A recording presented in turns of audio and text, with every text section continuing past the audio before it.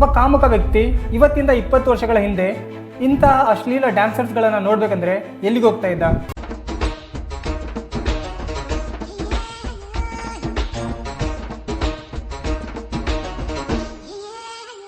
Of course ಇಂತಹ ಪ್ರೋಗ್ರಾಮ್ಗಳಲ್ಲಿ ಅಥವಾ dance ಬಾರ್ಗಳಲ್ಲಿ ಹೋಗ್ತಾ ಇದ್ದ. ಆದರೆ ಇವತ್ತು ಈ ತರದ ಪ್ರತಿಭೆಗಳನ್ನು ನೋಡ್ಬೇಕಂದ್ರೆ ಪ್ರೋಗ್ರಾಮ್ ಅಥವಾ ಡ್ಯಾನ್ಸ್ ಬಾರ್ಗಳಲ್ಲಿ ಹೋಗಿ ದುಡ್ಡು ಖರ್ಚು ಮಾಡೋ ಅವಶ್ಯಕತೆನೂ ಇಲ್ಲ. ಜಸ್ಟ್ ನಿಮ್ಮ ಕೈಲಿರುವಂತಹ ಫೋನ್ ಅನ್ನ ತಗೊಳ್ಳಿ, ಇನ್ಸ್ಟಾಗ್ರಾಮ್ ಅನ್ನುವಂತ ಒಂದು ಜೆನ್ಜಿ ಯೂನಿವರ್ಸ್ ಅನ್ನ ಓಪನ್ ಮಾಡಿ. ಅಲ್ಲಿರುವಂತಹ so called influencers variety of soft fun content ಅನ್ನ ನಿಮಗೆ ತೋರಿಸ್ತಾರೆ.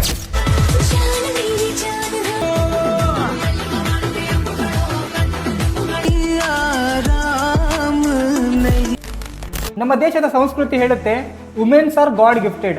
ಹೆಣ್ಣಿನ ರಕ್ಷಣೆ ಮಾಡಬೇಕು, ಹೆಣ್ಣಿಗೆ ಗೌರವ ಕೊಡಬೇಕಂತ. ಆದರೆ ಇವತ್ತು ನಮ್ಮ ಸೊಸೈಟಿ ಹುಡುಗಿಯರನ್ನ ಯಾವ ರೀತಿ ಅಬ್ಜೆಕ್ಟಿಫೈ ಮಾಡ್ತಾ ಇದೆ ಅದನ್ನ ನೋಡಿನೇ ನಾಚಿಕೆ ಬರುತ್ತೆ. ಕಳೆದ 10-12 ವರ್ಷಗಳಲ್ಲಿ ಜನರು ಯೋಚನೆ ಮಾಡುವಂತ ರೀತಿ ಹಾಗೂ ಅವರ ಪ್ರಾಸ್ಪೆಕ್ಟಿವ್ ತುಂಬಾನೇ ಚೇಂಜ್ ಆಗಿದೆ. ಇವತ್ತು ಸೋಷಿಯಲ್ ಮೀಡಿಯಾ ಪ್ಲಾಟ್ಫಾರ್ಮ್ಗಳಲ್ಲಿ ತಾಯಿ ಮಗ ಅನ್ನುವಂಥ ಪವಿತ್ರ ಸಂಬಂಧಕ್ಕೂ ಸಂತೂರ್ ಮಾಮ್ ಅನ್ನುವಂಥ ಒಂದು ನೇಮ್ ಟ್ಯಾಗ್ ಕೊಟ್ಟು ಆ ಸಂಬಂಧಕ್ಕೆ ಕಲಂಕ ಹಚ್ಚುವಂತ ಕೆಲಸವನ್ನ ಮಾಡ್ತಿದ್ದಾರೆ. ಗೆಟ್ ರೆಡಿ ವಿತ್ ಮೀ ಅನ್ನುವಂಥ ಇನ್ಸ್ಟಾಗ್ರಾಮ್ ಟ್ರೆಂಡ್ಗಳನ್ನ ಫಾಲೋ ಮಾಡ್ತಾ ಹುಡುಗಿಯರು ಕ್ಯಾಮ್ರಾಗಳ ಮುಂದೆ ಬಟ್ಟೆಗಳನ್ನ ಚೇಂಜ್ ಮಾಡ್ತಿದ್ದಾರೆ. ಇಲ್ಲಿ ಶಾಕಿಂಗ್ ಫ್ಯಾಕ್ಟ್ ಏನು ಗೊತ್ತಾ? ಇಂಥ ಅಕೌಂಟ್ಸ್ಗಳನ್ನ ರನ್ ಮಾಡ್ತಾ ಇರೋದು 15ರಿಂದ 20 ವರ್ಷದ ಹುಡುಗಿಯರು. ಈ ಹುಡುಗಿಯರು ಅಪ್ಲೋಡ್ ಮಾಡುವಂಥ ವಿಡಿಯೋಗಳಿಗೆ ಯಾವುದು ಏಜ್ ರಿಸ್ಟ್ರಿಕ್ಷನ್ಸ್ ಇಲ್ಲ. ಹಾಗಾಗಿ 6ರಿಂದ 16 ವರ್ಷದ ಮಕ್ಕಳು ಕೂಡ ಈ ವಿಡಿಯೋಸ್ಗಳನ್ನ ನೋಡ್ತಿದ್ದಾರೆ. ಜೊತೆಯಲ್ಲಿ 15-16 ವರ್ಷದ ಹುಡುಗಿಯರು ಕೂಡ ಇನ್ಸ್ಟಾಗ್ರಾಮ್ ಫೇಮಿಗೋಸ್ಕರ ಇದೇ ರೀತಿಯ ವಿಡಿಯೋಗಳನ್ನ ಕಾಪಿ ಮಾಡ್ತಿದ್ದಾರೆ. ಬಿಕಾಸ್ ಇನ್ಸ್ಟಾಗ್ರಾಮ್ ಅಲ್ಲಿ ನ್ಯೂಡಿಟಿ ಕಂಟೆಂಟ್ಗೆ ಜಾಸ್ತಿ ಅಟೆನ್ಷನ್ ಸಿಗುತ್ತೆ. ಜೊತೆಲಿ ಇನ್ಸ್ಟಾಗ್ರಾಮ್ ಕೂಡ ಸೆಮಿ ನ್ಯೂಡ್ ಕಂಟೆಂಟ್ ಅನ್ನೇ ಜಾಸ್ತಿ ಪುಷ್ ಮಾಡೋದು. ಇನ್ಸ್ಟಾಗ್ರಾಮ್ ರೀಲ್ಗಳಲ್ಲಿ ಚಿಕ್ಕ ಬಟ್ಟೆಗಳನ್ನ ಹಾಕಿ ಸ್ವಲ್ಪ ಸ್ಕಿನ್ ತೋರಿಸೋದ್ರಿಂದ ಈ ಲೆವೆಲ್ಗೆ ಅಟೆನ್ಷನ್ ಸಿಗ್ತಾ ಇದೆ, ದುಡ್ಡು ಬರ್ತಾ ಇದೆ, ಜನ ಸೆಲೆಬ್ರಿಟಿ ತರ ಟ್ರೀಟ್ ಮಾಡ್ತಿದ್ದಾರೆ. ಬಿಗ್ ಬಾಸ್ ಅನ್ನುವಂಥ ಟಿವಿ ಶೋಗಳಲ್ಲಿ ಇಂಥವ್ರನ್ನ ಇನ್ವೈಟ್ ಮಾಡ್ತಿದ್ದಾರೆ ಅಂದಮೇಲೆ ಯಾರು ಓದು ಬರಹ ಮಾಡೋದ್ರ ಬಗ್ಗೆ ಚಿಂತೆ ಮಾಡ್ತಾರೆ ಹೇಳಿ? ಹಾಗಾಗಿ ಸಾಕಷ್ಟು ಅಂಡರ್ ಏಜ್ ಹುಡುಗಿಯರು ಇವರಿಂದ ಮೋಟಿವೇಟ್ ಆಗಿ ಇದೇ ಡೈರೆಕ್ಷನ್ನಲ್ಲಿ ಹೋಗ್ತಿದ್ದಾರೆ. ಇದೇ ಕಾರಣದಿಂದ ಇವತ್ತು ನಮ್ಮ ಸೊಸೈಟಿ ಸೋಷಿಯಲ್ ಮೀಡಿಯಾಗಳಲ್ಲಿ ಅಂಡರ್ ಏಜ್ ಹುಡುಗಿಯರನ್ನ ಯಾವ ಲೆವೆಲಿಗೆ ಸೆಕ್ಷುಲೈಸ್ ಮಾಡ್ತಾ ಇದೆ, ಯಾವ ರೀತಿ ಅಬ್ಜೆಕ್ಟಿಫೈ ಮಾಡ್ತಾ ಇದೆ ಅನ್ನೋದನ್ನ ನೋಡಿನೇ ಅರ್ಥ ಮಾಡ್ಕೊಳ್ಬೋದು ಇವತ್ತು ನಮ್ಮ ಸೊಸೈಟಿನೇ ಯಾವ ಡೈರೆಕ್ಷನ್ನಲ್ಲಿ ಹೋಗ್ತಾ ಇದೆ ಅಂತ. ವಲ್ಗ್ಯಾರಿಟಿ ಅನ್ನೋದು ಸೋಷಿಯಲ್ ಮೀಡಿಯಾಗಳಲ್ಲಿ ಮಾತ್ರ ಸೀಮಿತವಾಗಿಲ್ಲ. ಇವತ್ತು ಜನರು ರಿಯಲ್ ಲೈಫಲ್ಲೂ ಕೂಡ ಹುಡುಗಿಯರನ್ನ ಒಂದು ಆಬ್ಜೆಕ್ಟ್ ತರ ಟ್ರೀಟ್ ಮಾಡ್ತಿದ್ದಾರೆ. ಅದಕ್ಕೆ ಉದಾಹರಣೆ ಇಲ್ಲಿದೆ ನೋಡಿ. आपने देखा वहाँ पे मैंने एक रेड कलर सर्कल में मैंने किया, उस बच्चे का निशान देखिए. I feel really bad कि कैसे ऐसे हो सकता है मेरे साथ.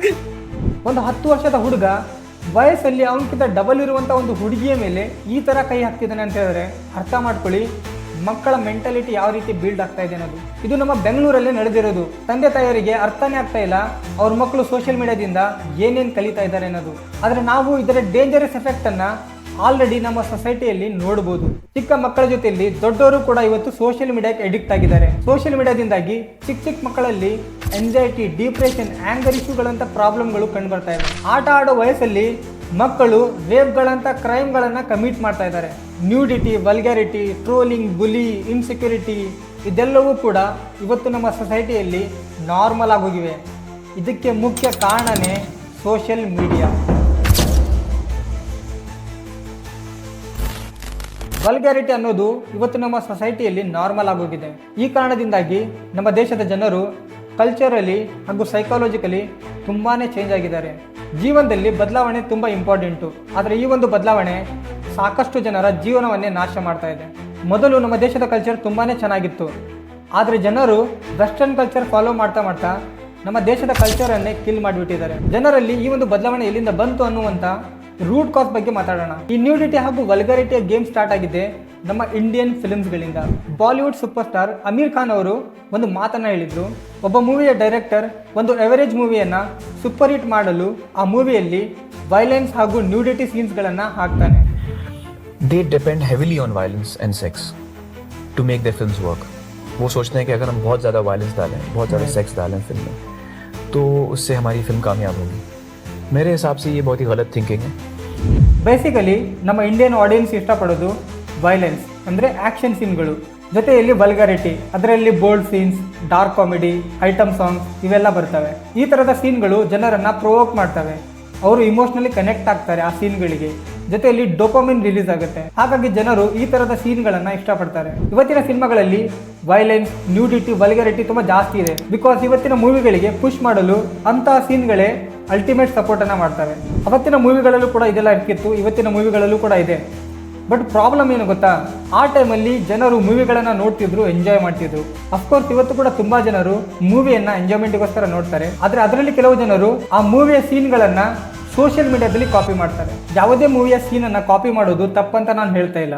ಸೋಷಿಯಲ್ ಮೀಡಿಯಾದಲ್ಲಿರುವಂತಹ ಟ್ಯಾಲೆಂಟೆಡ್ ಕ್ರಿಯೇಟರ್ಸ್ಗಳು ಒಳ್ಳೆಯ ಮೂವಿ ಸೀನ್ಗಳನ್ನೇ ಕಾಪಿ ಮಾಡೋದು. ಒಳ್ಳೆಯ ಕ್ರಿಯೇಟರ್ಸ್ ತಮ್ಮ ಸ್ಕಿಲ್ ಅನ್ನು ತೋರಿಸಿ ಫೇಮ್ ಅನ್ನ ಗೇನ್ ಮಾಡ್ತಿದ್ದಾರೆ. ಅಲ್ಲಿಯೇ ಅನ್ಟ್ಯಾಲೆಂಟೆಡ್ ಹುಡುಗಿಯರು ತಮ್ಮ ಸ್ಕಿನ್ ಅನ್ನ ತೋರಿಸಿ ಫೇಮ್ ಅನ್ನ ಗೇನ್ ಮಾಡ್ತಿದ್ದಾರೆ. ಈ 2 ವಿಡಿಯೋ ಕ್ಲಿಪ್ಗಳನ್ನ ನೋಡಿ. ಈ ಕ್ಲಿಪ್ ಅಲ್ಲಿ ತಮನ್ನಾ ಭಾಟಿಯಾ ಒಂದು ಮೂವಿಯ ಐಟಮ್ ಸಾಂಗಿಗೆ ಡ್ಯಾನ್ಸ್ ಮಾಡ್ತಾ ಇರೋದು.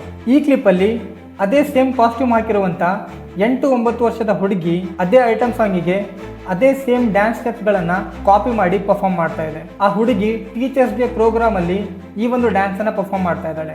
ನಮ್ಮ ದೇಶದ 90% ಪ್ರೈವೇಟ್ ಸ್ಕೂಲುಗಳಲ್ಲಿ ಈ ತರದ ವೆಸ್ಟರ್ನ್ ಕಲ್ಚರ್ ಅನ್ನ ಫಾಲೋ ಮಾಡಲಾಗ್ತಾ ಇದೆ. ಜೊತೆಯಲ್ಲಿ ತಂದೆ ತಾಯಿಗಳೇ ತಮ್ಮ ಮಕ್ಕಳನ್ನ ಈ ತರದ ಆಕ್ಟಿವಿಟೀಸ್ ಗಳನ್ನ ಮಾಡಲು ಪ್ರೋತ್ಸಾಹ ಕೂಡ ಮಾಡ್ತಿದ್ದಾರೆ. ಸೋಷಿಯಲ್ ಮೀಡಿಯಾಗಳಲ್ಲಿ ಓವರ್ ನೈಟ್ ಫೇಮ್ ಸಿಗುತ್ತೆ. ಈ ತರದ ವಿಡಿಯೋಗಳು ಸೋಷಿಯಲ್ ಮೀಡಿಯಾಗಳಲ್ಲಿ ವೈರಲ್ ಆದಾಗ ಬೇರೆ ಮಕ್ಕಳ ತಂದೆ ತಾಯಿ ಕೂಡ ಇದರಿಂದ ಮೋಟಿವೇಟ್ ಆಗ್ತಾರೆ. ನಂತರ ಎಷ್ಟೋ ತಂದೆ ತಾಯಿಗಳು ತಮ್ಮ ಮಕ್ಕಳನ್ನು ಕೂಡ ಇನ್ಸ್ಟಾಗ್ರಾಮ್ ಅನ್ನುವಂಥ ಒಂದು ಗಟರಿಗೆ ತಳ್ತಾರೆ.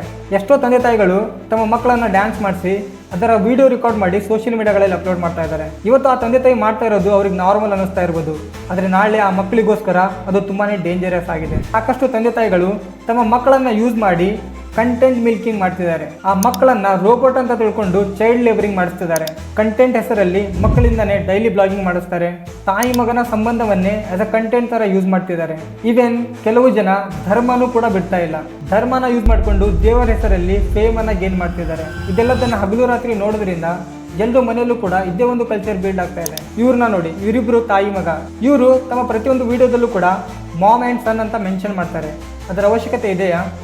ಅಫ್ಕೋರ್ಸ್ ಇಲ್ಲ. ಅವ್ರು ಮಾಡ್ತಾ ಇರೋದು ತಪ್ಪಂತ ಅವ್ರಿಗೆ ಗೊತ್ತಿದೆ. ಆದರೂ ಕೂಡ ಅವರು ನಾಚಿಕೆ ಮಾನ ಮರ್ಯಾದೆ ಬಿಟ್ಟು ಪ್ರಪಂಚಕ್ಕೆ ನಾವು ಮಾಡ್ತಾ ಇರೋದು ಹೇಗಿದೆ ಅನ್ನೋದನ್ನು ಶೋಕೇಸ್ ಮಾಡ್ತಿದ್ದಾರೆ. ಸೋಷಿಯಲ್ ಮೀಡಿಯಾದಲ್ಲಿರುವಂಥ ತಂದೆ ತಾಯಿಗಳಿಂದಾಗಿ ಅವರ ಮಕ್ಕಳನ್ನು ಟ್ರೋಲ್ ಮಾಡಲಾಗ್ತಾ ಇದೆ.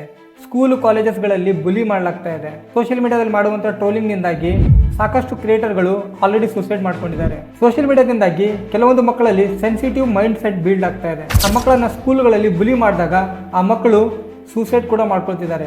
ಈಗ ನಾನು ಇನ್ಸ್ಟಾಗ್ರಾಮ್ ಅನ್ನುವಂಥ ಗಟರ್ ನೀರಿನಲ್ಲಿಯೇ ಮುಖ ತೊಳೆಯೋರ ಬಗ್ಗೆ ಮಾತಾಡ್ತಾ ಇದ್ದೀನಿ.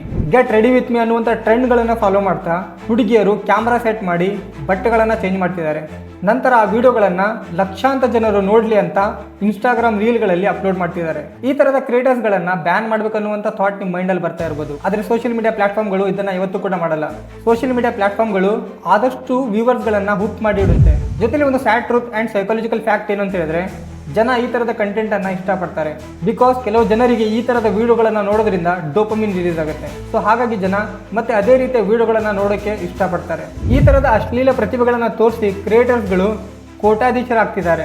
ಜನ ಇಂಥವ್ರನ್ನ ಸೆಲೆಬ್ರಿಟಿ ಥರ ಟ್ರೀಟ್ ಮಾಡ್ತಿದ್ದಾರೆ. ಬಿಗ್ ಬಾಸ್ಗಳಂಥ TV ಶೋಗಳು ಇವ್ರನ್ನ ಲಕ್ಷಾನುಗಟ್ಟಲೆ ದುಡ್ಡು ಕೊಟ್ಟು ಶೋಗೆ ಇನ್ವೈಟ್ ಮಾಡ್ತಿದ್ದಾರೆ. ಇಂಥವರ ಪರ್ಸನಲ್ ಲೈಫಲ್ಲಿ ನನಗೆ ಯಾವುದೂ ಇಂಟ್ರೆಸ್ಟ್ ಇಲ್ಲ. ನಾನು ಕನ್ಸರ್ನ್ ತೋರಿಸ್ತಾ ಇರೋದು ನಮ್ಮ ಯುವ ಮಕ್ಕಳ ಮೇಲೆ, ಜೊತೆಯಲ್ಲಿ ಮುಂದೆ ಬರುವಂಥ ಯುವ ಪೀಳಿಗೆಯ ಮೇಲೆ. ಇಂಥವರಿಂದ ಮೋಟಿವೇಟ್ ಆಗಿ 15-16 ವರ್ಷದ ಹುಡುಗಿಯರು ಕೂಡ ಫೇಮಿಗೋಸ್ಕರ ಕ್ಯಾಮ್ರಾಗಳ ಮುಂದೆ ಬಟ್ಟೆಗಳನ್ನು ಬಿಚ್ತಾ ಇದ್ದಾರೆ. ಇದು ಹುಡುಗಿಯರ ಪರಿಸ್ಥಿತಿ. ಆದರೆ ಈ ವಿಡಿಯೋಗಳನ್ನು ನೋಡುವಂಥ 10-15 ವರ್ಷದ ಹುಡುಗರು ಪಾರ್ನ್ ವಿಡಿಯೋಗಳಿಗೆ ಅಡಿಕ್ಟ್ ಆಗಿ ಆಟ ಆಡುವಂಥ ವಯಸ್ಸಲ್ಲಿ ರೇಪ್ಗಳಂಥ ಕ್ರೈಮ್ಗಳನ್ನು ಕಮಿಟ್ ಮಾಡ್ತಿದ್ದಾರೆ. ಸಾವಿರಾರು ಕೇಸ್ಗಳ ಪ್ರೂಫ್ ಬಿದ್ದಿದೆ ಇಂಟರ್ನೆಟ್ಟಲ್ಲಿ. ಚೆಕ್ ಮಾಡಿ ನೋಡಿ, ಗೊತ್ತಾಗುತ್ತೆ. ಈವನ್ ಕೆಲವೊಂದು ಹುಡುಗರು ಸ್ವಂತ ತಂಗಿಯರನ್ನೇ ರೇಪ್ ಮಾಡ್ತಿದ್ದಾರೆ. ನೋ ಡೌಟ್ ಸೋಷಿಯಲ್ ಮೀಡಿಯಾದಿಂದನೇ ಆ ಥರದ ಮೈಂಡ್ ಸೆಟ್ ಬಿಲ್ಡ್ ಆಗಿರೋದು ಆ ಮಕ್ಕಳಲ್ಲಿ. ಜೊತೆಯಲ್ಲಿ 6-12 ವರ್ಷದ ಮಕ್ಕಳು ಆಲ್ರೆಡಿ ಫೋನಿಗೆ ಅಡಿಕ್ಟ್ ಆಗಿದ್ದಾರೆ. ಇಂಡಿಯಾದ 60% ಪೇರೆಂಟ್ಸ್ ಹೇಳಿರುವಂಥ ಡೇಟಾ ಇದು. ಅವರ ಮಕ್ಕಳು ಮ್ಯಾಕ್ಸಿಮಮ್ ಟೈಮ್ ಸೋಷಿಯಲ್ ಮೀಡಿಯಾಗಳಂಥ ಪ್ಲಾಟ್ಫಾರ್ಮ್ಗಳಲ್ಲಿ ತಮ್ಮ ಟೈಮನ್ನು ಸ್ಪೆಂಡ್ ಮಾಡ್ತಿದ್ದಾರೆ. ಯಾವುದೇ ರೀತಿಯ ಫಿಸಿಕಲ್ ಆಕ್ಟಿವಿಟಿ ಇಲ್ಲ, ಫುಲ್ ಟೈಮ್ ಫೋನಿಗೆ ಅಡಿಕ್ಟ್ ಆಗಿದ್ದಾರೆ. ಇಂಥ ವೀಡಿಯೋಸ್ಗಳು ಅವ್ರ ಫೀಡಲ್ಲೂ ಕೂಡ ಬಂದೇ ಬರ್ತವೆ. ಈ ಥರದ ವೀಡಿಯೋಸ್ಗಳನ್ನು ನೋಡಿ ಆ ಮಕ್ಕಳು ಏನು ಕಲಿತಾ ಇದ್ದಾರೆ, ನಾಳೆ ದಿನ ಆ ಮಕ್ಕಳು ಸೊಸೈಟಿಯಲ್ಲಿ ಯಾವ ರೀತಿ ಬಿಹೇವ್ ಮಾಡ್ತಾರೆ ಅನ್ನೋದನ್ನು ಇಮ್ಯಾಜಿನ್ ಮಾಡಿನೇ ಭಯ ಆಗುತ್ತೆ. ನ್ಯೂಡಿಟಿ ಈ ರೀತಿ ಮಕ್ಕಳ ಭವಿಷ್ಯವನ್ನು ಹಾಳು ಮಾಡ್ತಾ ಇದೆ. ಇದು ಒಂದು ಕಡೆ ಆದರೆ ಡಾರ್ಕ್ ಜೋಕ್ಸ್, ಡಾರ್ಕ್ ಮೀಮ್ಸ್ ಇವೆಲ್ಲ ಅಡಲ್ಟ್ ಜನರ ಪ್ರಾಸ್ಪೆಕ್ಟಿವ್ನೇ ಚೇಂಜ್ ಮಾಡ್ತಿದ್ದಾವೆ. ಸ್ಪೆಷಲಿ ನಮ್ಮ ಯುವ ಮಕ್ಕಳು ಸ್ಪೋರ್ಟ್ಸ್, ಸೈನ್ಸ್, ಟೆಕ್ನಾಲಜಿ ಇಂಥ ಫೀಲ್ಡ್ಗಳಲ್ಲಿ ಕಾಂಟ್ರಿಬ್ಯೂಟ್ ಮಾಡುವಂಥ ಟೈಮಲ್ಲಿ ಇನ್ಸ್ಟಾಗ್ರಾಮ್ ಅನ್ನುವಂಥ ಒಂದು ಗಟರಲ್ಲಿ ಮುಳುಗಿ ತಮ್ಮ ಗೋಲ್ಡನ್ ಟೈಮನ್ನು ವೇಸ್ಟ್ ಮಾಡ್ತಿದ್ದಾರೆ. ಸೊಸೈಟಿಯಲ್ಲಿ ಸಿಗುವಂಥ ರೆಪ್ಯುಟೇಷನ್ಗಿಂತ ಸೋಷಿಯಲ್ ಮೀಡಿಯಾದಲ್ಲಿ ಸಿಗುವಂಥ ವ್ಯಾಲಿಡೇಷನ್ ಇಂಪಾರ್ಟೆಂಟ್ ಆಗಿದೆ ನಮ್ಮ ಯುವ ಮಕ್ಕಳಿಗೆ. ಅಫ್ಕೋರ್ಸ್ ಸೋಷಿಯಲ್ ಮೀಡಿಯಾದ ಪಾಸಿಟಿವ್ ಸೈಡ್ ಕೂಡ ಇದೆ, ನನಗೆ ಗೊತ್ತು. ಅದರ ಮೇಲೆ ಫೋಕಸ್ ಮಾಡೋದು 10% ಜನ ಮಾತ್ರ. 90% ಜನರ ಮೇಲೆ ನೆಗೆಟಿವ್ ಇಂಪ್ಯಾಕ್ಟೇ ಬೀಳ್ತಾ ಇರೋದು. ಪಾಸಿಟಿವ್ ಸೈಡಲ್ಲಿ ಫೋಕಸ್ ಮಾಡ್ತಾ ಇರುವಂಥ 10% ಜನ ತಮ್ಮ ಲೈಫಲ್ಲಿ ಸಕ್ಸಸ್ಫುಲ್ ಕೂಡ ಆಗಿದ್ದಾರೆ. ಆದರೆ ಇವತ್ತು ಸೋಷಿಯಲ್ ಮೀಡಿಯಾದಿಂದ ಆಗ್ತಾ ಇರುವಂಥ ನೆಗೆಟಿವ್ ಇಂಪ್ಯಾಕ್ಟನ್ನು ತಡಿಬೇಕಂತ ಹೇಳಿದ್ರೆ ಜನ ಜಾಗೃತರಾಗಬೇಕು. ಇವತ್ತು ಡಿಜಿಟಲ್ ಅರೆಸ್ಟ್ಗಳಂಥ ಸ್ಕ್ಯಾಮ್ಗಳು ಕೂಡ ನಡೀತಾ ಇದ್ದಾವೆ. ಕೋಟಿಗಟ್ಟಲೆ ಹಣ ಆಲ್ರೆಡಿ ದೋಚಿದ್ದಾರೆ. ಇದೆಲ್ಲ ಆಗ್ತಾ ಇರೋದು ಯಾಕೆ? ಜನರ ಹತ್ರ ಸರಿಯಾದ ನಾಲೆಜ್ ಇಲ್ಲ. ಡಿಜಿಟಲ್ ಪ್ರಪಂಚದ ಬಗ್ಗೆ ನಾಲೆಜ್ ತಗೊಳ್ಳಿ. ಜೊತೆಯಲ್ಲಿ ನಿಮ್ಮ ಮನೆಯಲ್ಲಿರುವಂಥ ಅಂಡರ್ ಏಜ್ ಮಕ್ಕಳ ಬಗ್ಗೆ ಜಾಸ್ತಿ ಕಾಳಜಿ ತೋರಿಸಿ. ಆ ಮಕ್ಕಳು ಫೋನ್ನಲ್ಲಿ ಏನು ನೋಡ್ತಿದ್ದಾರೆ, ಯಾರನ್ನ ಫಾಲೋ ಮಾಡ್ತಿದ್ದಾರೆ ಅನ್ನೋದನ್ನು ಸರಿಯಾಗಿ ನೋಡಿ, ಕ್ರಾಸ್ ಚೆಕ್ ಮಾಡಿ. ಆ ಮಕ್ಕಳಿಗೆ ಸೋಷಿಯಲ್ ಮೀಡಿಯಾದ ಪಾಸಿಟಿವ್ ಸೈಡನ್ನು ಮಾತ್ರ ತೋರಿಸಿ. ಸ್ಪೆಷಲಿ ಇನ್ಸ್ಟಾಗ್ರಾಮ್ ಅನ್ನುವಂಥ ಒಂದು ಸೋಷಿಯಲ್ ಮೀಡಿಯಾ ಆ್ಯಪಿಂದ ನಿಮ್ಮ ಮಕ್ಕಳನ್ನು ದೂರ ಇಡಿ. ಆಲ್ರೆಡಿ ಇನ್ಸ್ಟಾಗ್ರಾಮ್ ಅನ್ನುವಂಥ ಒಂದು ವೈರಸ್ಸು ನಮ್ಮ ದೇಶದಲ್ಲಿ ಎಲ್ಲ ಕಡೆಯೂ ಕೂಡ ಹರಡಿಕೊಂಡಿದೆ. ಅದನ್ನು ತಡಿಬೇಕಂದ್ರೆ ನಮ್ಮ ಸರ್ಕಾರ ಆಸ್ಟ್ರೇಲಿಯನ್ ಗೌರ್ಮೆಂಟ್ ಥರ ಒಂದು ಸ್ಟ್ರಿಕ್ಟ್ ಲಾನ ತರಬೇಕು. ಆ ಥರದ ಒಂದು ಲಾನ ಅವಶ್ಯಕತೆ ನಮ್ಮ ದೇಶಕ್ಕೂ ಕೂಡ ಇದೆ. ಸೋಷಿಯಲ್ ಮೀಡಿಯಾದಿಂದ ಜಾಗೃತರಾಗಿ ಅಂತ ಹೇಳ್ತಾ ಈ ವಿಡಿಯೋನ ಇಲ್ಲಿಗೆ ಮುಗಿಸೋಣ.